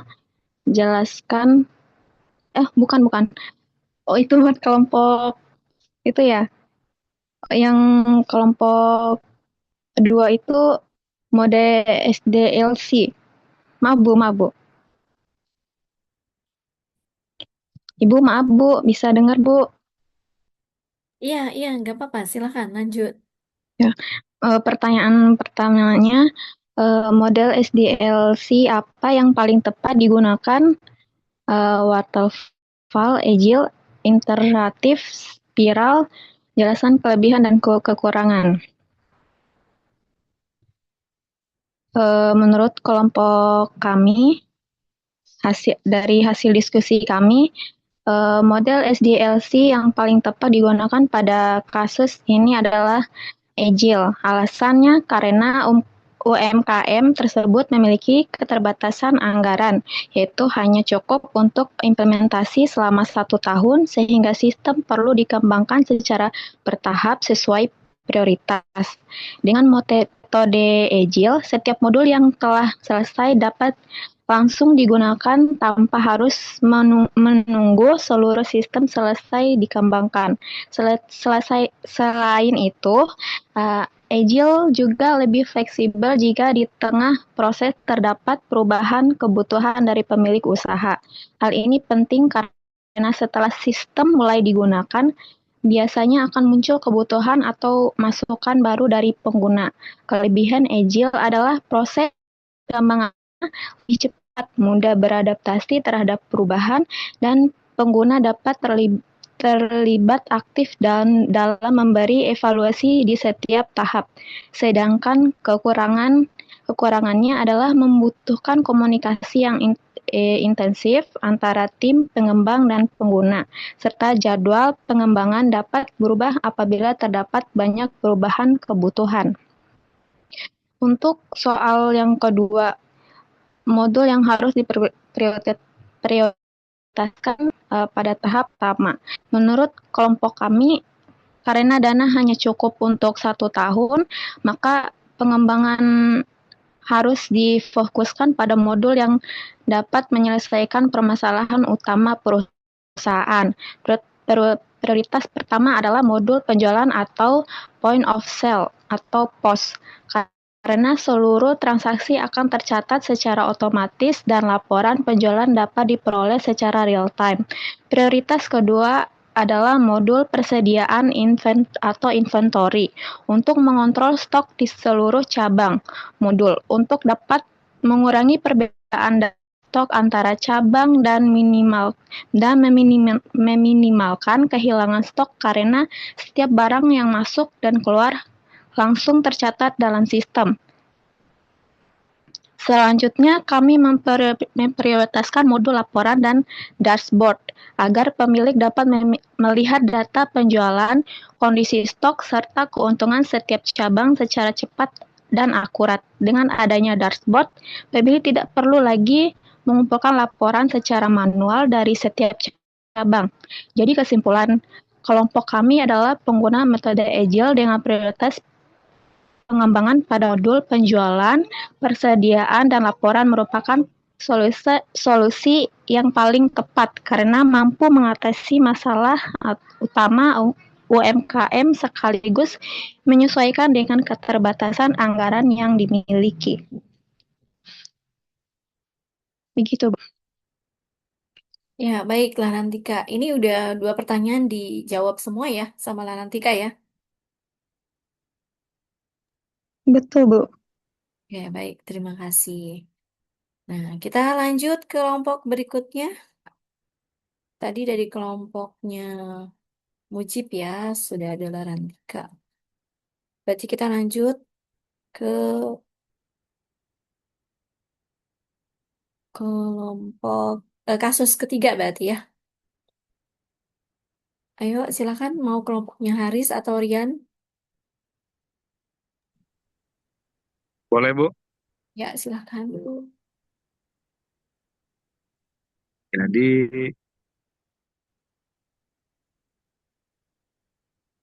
tadi pertanyaannya ini Bu ya, kalau jadi project manager strategi, apa yang kamu bakal pilih pelayanan rumah sakit nggak terganggu? Ya, Oke, oke Bu, saya akan menjawab. Jadi kalau kami Bu dari kelompok 3 jadi project manager, kami bakal pilih strategi bertahap Bu. Artinya sistem ERP nggak langsung dipasang semua, tapi satu persatu modulnya. Misalnya mulai dulu dari bagian pendaftaran dan akuntansi. Kalau udah jalan mulus, baru lanjut ke laboratorium, farmasi, rekam medis, dan unit lainnya. Kenapa sih pilih cara ini? Karena dengan cara ini, menurut kami, rumah sakit tetap bisa melayani pasien seperti biasa, tanpa harus berhenti total, plus setiap ada tahap bisa dievaluasi dulu kalau ada kendala. Bisa langsung dibenerin sebelum lanjut ke tahap berikutnya. Tentu aja selama proses berjalan perlu juga adanya pelatihan dan pelatihan untuk pengguna, uji coba sistem, dan tim pendukung yang siap sedia kalau ada masalah biar semuanya lancar jaya Bu.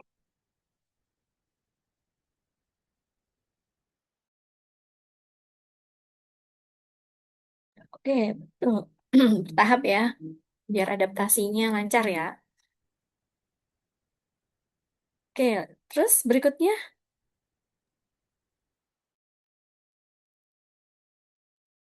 Berikutnya ya Bu. Terus apa aja sih resiko sistem langsung dipasang ke semua unit sekaligus? Jadi hasil diskusi kelompok kami kalau ERP langsung diterapkan ke seluruh unit dalam bersamaan itu namanya Big Bang Implementation Bu. Resikonya lumayan besar. Pertama, kalau tiba-tiba sistemnya error atau gangguan teknis, otomatis operasional rumah sakit bisa kacau. Yang kedua, karena semua staf harus pakai sistem baru secara bareng-bareng, belum tentu mereka udah paham betul, Bu. Jadi bisa rawan salah dalam input data. Yang ketiga, pelayanan pasien bisa lebih lambat karena semua orang baru belajar di waktu yang bersamaan. Dan yang paling berat, kalau ada masalah di sistem, dampaknya langsung terasa, perbaikan jadi lebih rumit dan bisa mengganggu kualitas pelayanan. Makanya strategi bertahap itu menurut kami jauh lebih aman, resikonya lebih terkendali, evaluasinya gampang, dan yang paling penting, pasien bisa tetap terlayani dengan baik. Oke, bagus sekali ya. Ada lagi tambahan dari timnya? Cukup? Baik, kalau cukup, terima kasih untuk kelompok 3 dari kelas B.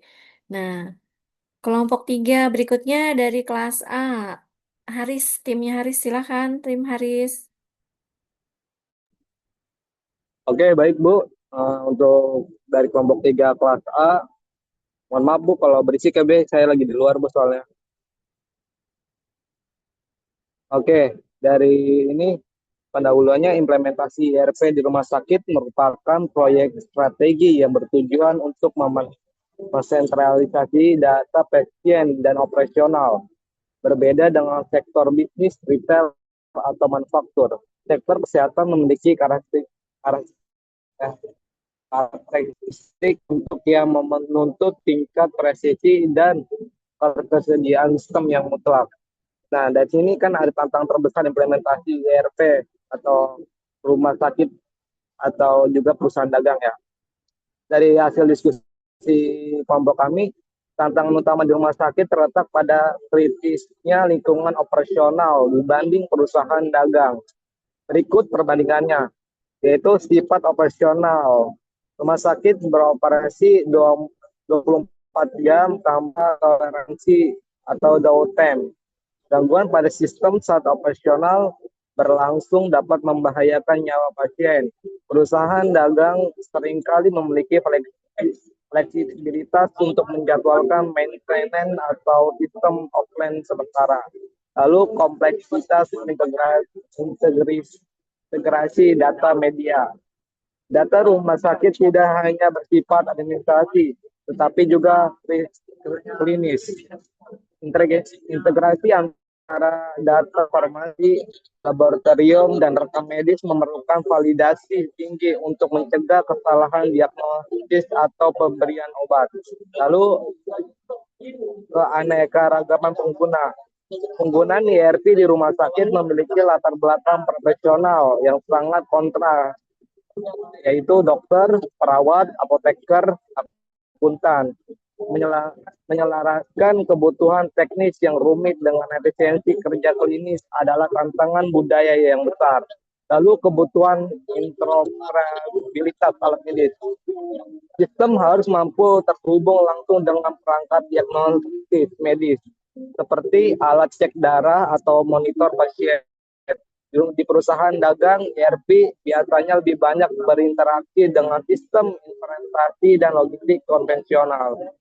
Sekian Bu, terima kasih Bu. Oke, baik. Terima kasih Fadil Fatullah ya. Siapa lagi? Ada yang mau menambahkan dari kelompok Gibran? Siap, ada Bu, dari Mas Danang Bu. Silakan. Baik Bu, kemudian yang kedua, pertanyaan yang kedua, mengapa analisis kebutuhan pengguna sangat penting? Karena hasil diskusi kelompok kami, analisis kebutuhan pengguna atau user sangat penting supaya si user ini atau dokter, perawat maupun staf lainnya tidak merasa sistem baru justru mempersulit pekerjaan mereka karena sistem ini sudah dibuat sesuai kebutuhan mereka. Dengan memahami kebutuhan setiap user sejak awal, sistem ini bisa dibuat lebih praktis sehingga pekerjaan menjadi lebih cepat dan efisien. Salah satu tujuannya yaitu agar sistem tetap menjaga keamanan data pasien dan sesuai dengan prosedur atau aturan yang berlaku. Dengan mengidentifikasi kebutuhan di awal, mencegah adanya perombakan sistem di tengah jalan karena perubahan besar setelah sistem berjalan atau di fase implementasi di rumah sakit sangat beresiko karena dapat mengganggu pelayanan pasien.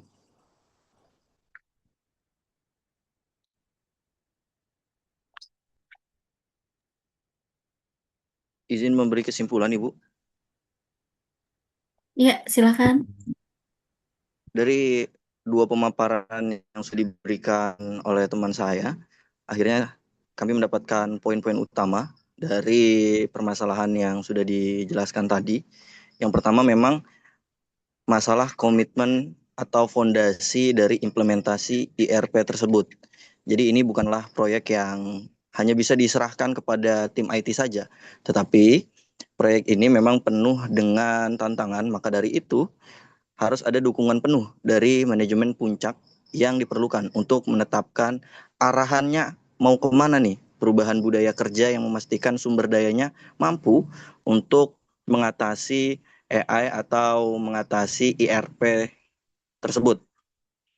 Dan bukan hanya itu, pendekatan yang lebih alami ini juga menjadi prinsip pondasi utama karena operasi tanpa henti atau di rumah sakit biasanya ada banyak sekali penanganan yang terjadi pada setiap jam atau menitnya.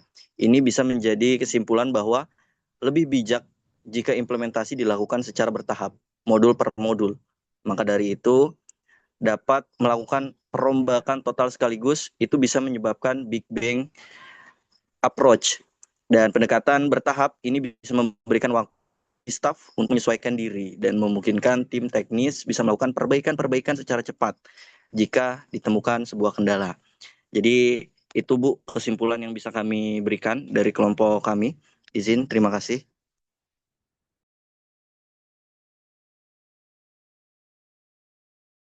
Oke, baik, terima kasih. Masih ada lagi yang mau ditambah dari kelompoknya Haris?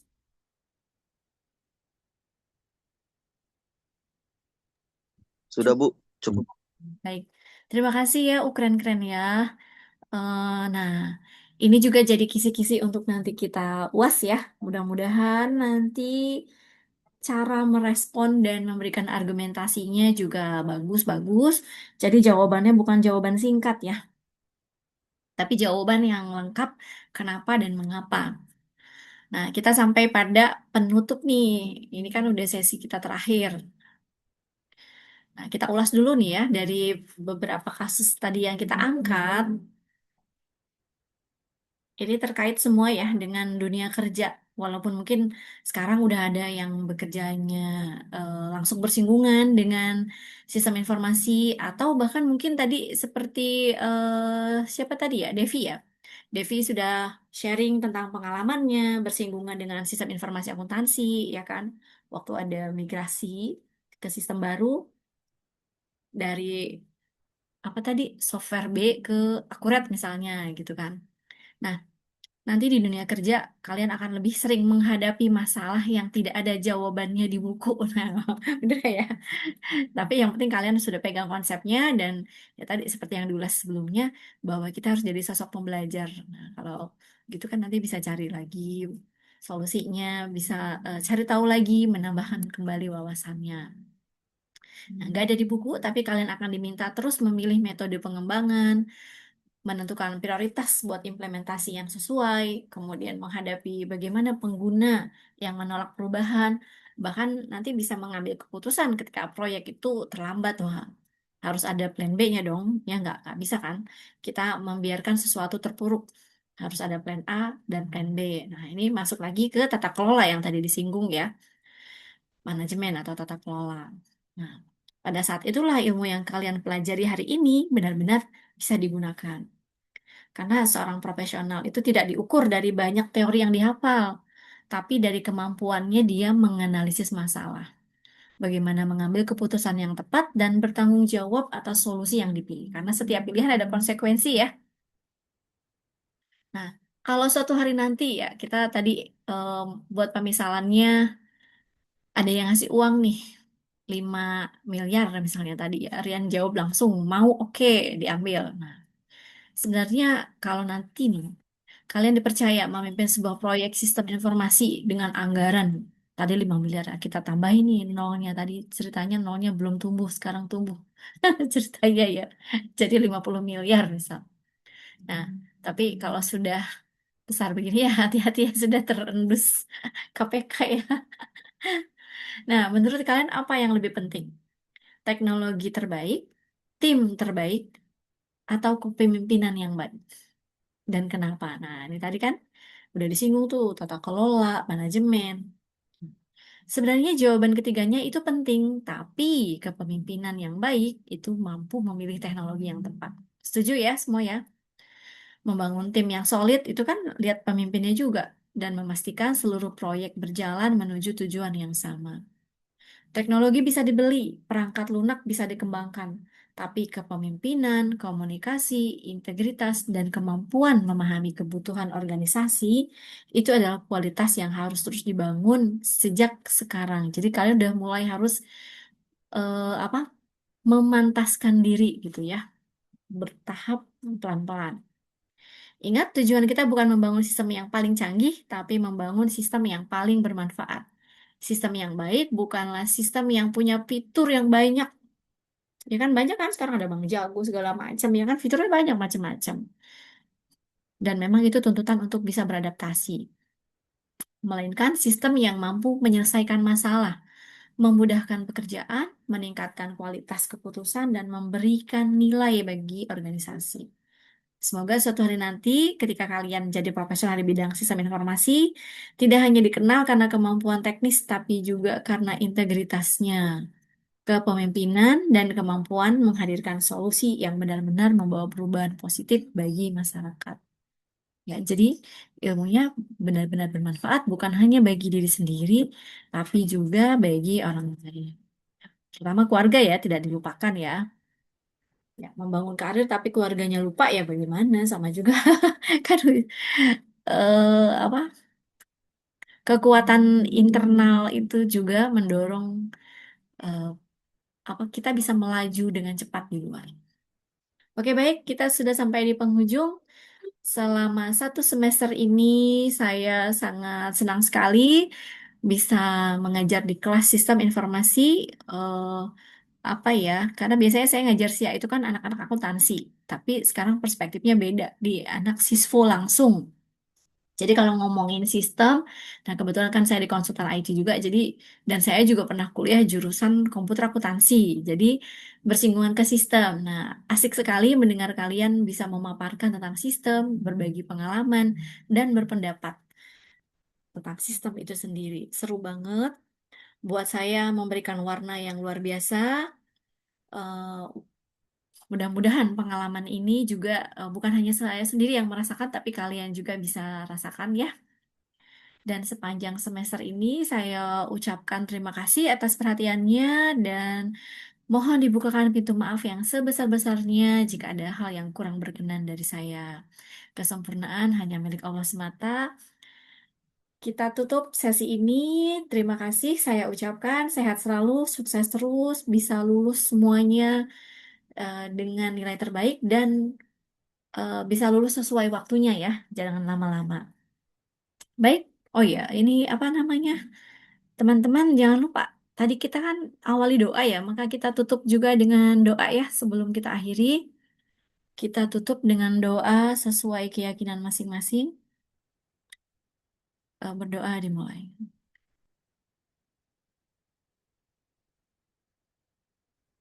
Terima kasih atas perhatiannya. Saya ucapkan selamat malam, selamat beraktivitas, sampai jumpa pada saat UAS nanti. Dan nanti UAS, jangan lupa soalnya itu ada 3 tipe, ada pilihan ganda, ada esai, dan ada kasus ya. Jadi nanti sesinya kalian bisa pelajari dari sesi 9 sampai sesi 15 ini. Mungkin pertanyaannya tidak terlalu teoretik ya, karena kita sudah ulas beberapa kasus, ada contoh-contoh studi kasus dan lain-lain. Nah, nanti juga bersinggungan ke sana, kalian bisa jawab sesuai argumentasi dan pengalaman kalian sendiri, dan tentu saja kalian bisa kembangkan jawaban itu ya, berikan do the best lah pokoknya. Oke, terima kasih untuk hari ini. Saya ucapkan selamat malam. Assalamualaikum warahmatullahi wabarakatuh. Waalaikumsalam. Waalaikumsalam. Terima kasih Bu Terima Kiki. kasih, Bu. Sama-sama, terima kasih. Izin live ya semuanya.